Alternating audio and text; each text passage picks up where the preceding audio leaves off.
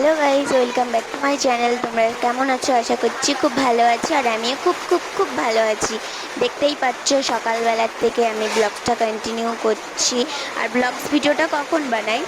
Blogs ভিডিওটা সকাল থেকেই নিশ্চয়ই বানাই। আর বাইরে খুব খুব খুব বৃষ্টি পড়ছে কিন্তু।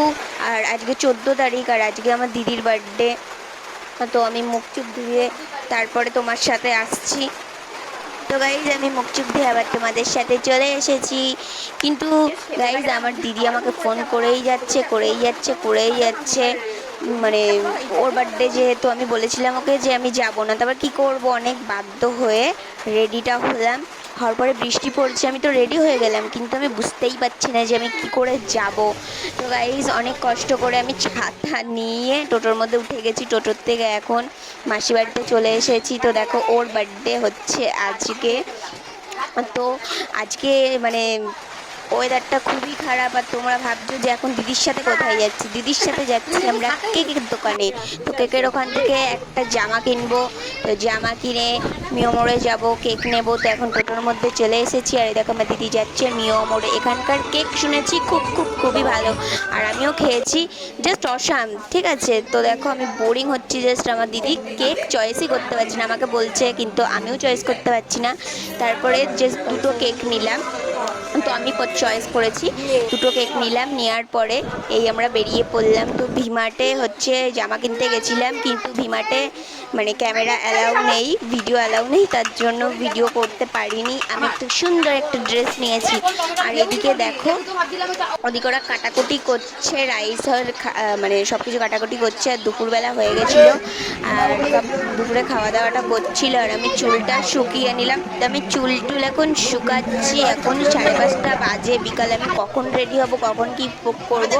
আর আমার দিদি বেলুন ফুলাচ্ছে, আর আমিও বেলুন ফুলাতে ফুলাতে আমার মুখটা পুরো ব্যথা হয়ে গেছে, মানে দম পুরো আটকে আসছিল বেলুন ফুলাতে ফুলাতে। তারপরে বেলুনটা ফটাস করে উড়ে চলে গেল।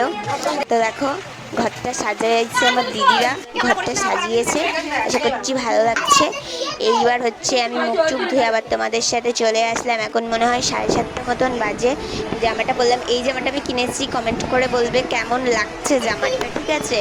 তো চলো গাইজ আমি এবার রেডি হব, রেডি হয়ে আবার তোমাদের সাথে চলে আসছি।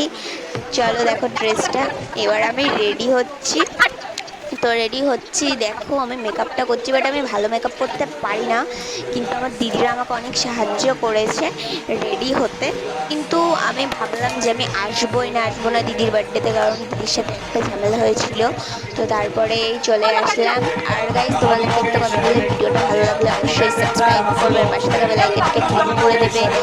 চলো আমি মেকআপ করছি, কিন্তু আমি সত্যি মেকআপ করতে পারি না। আমার আসল লুকস দেখে তোমরা কেউ হাসির রিয়াক্ট দেবে না, বাট কমেন্ট করবে না, কোনো বাজে কমেন্ট করবে না, নাহলে আমার খারাপ লাগবে, কারণ এটা আমি নতুন ভিডিওটা করি, ঠিক আছে? নতুন ভিডিওটা করছি।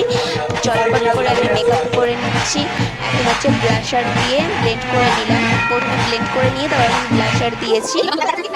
তো দেখো আমি ফাইনাল লুক নিয়ে আবার তোমাদের সাথে চলে এসেছি। তো চলো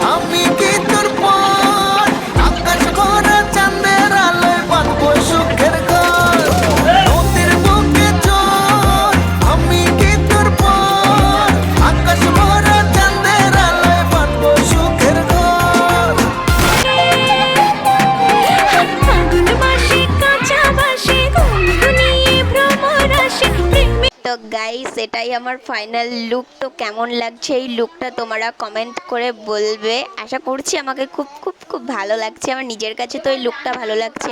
কিন্তু আমি একা একা মেকআপটা করিনি, আমার দিদিও আমাকে অনেক সাহায্য করেছে। বাট তোমরা হয়তো ভাবছো আমি কান্না কেন করছি। এটা কান্না করছি না, গরমের মধ্যে আমার ভালো লাগছিল না চুল টুল ছেড়ে।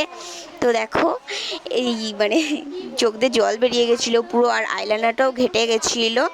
তো আমরা কেক টেক কাটার পরে তো দেখো এইবার হচ্ছে খেয়ে দিয়ে এবার একটু নাচানাচি করব। নাচানাচি করার পরে তোমাদের সাথে আবার চলে আসছি। তো চলো গাইস, তো ভিডিওটা এই পর্যন্ত ভালো লাগলে অবশ্যই সাবস্ক্রাইব করে দেবে।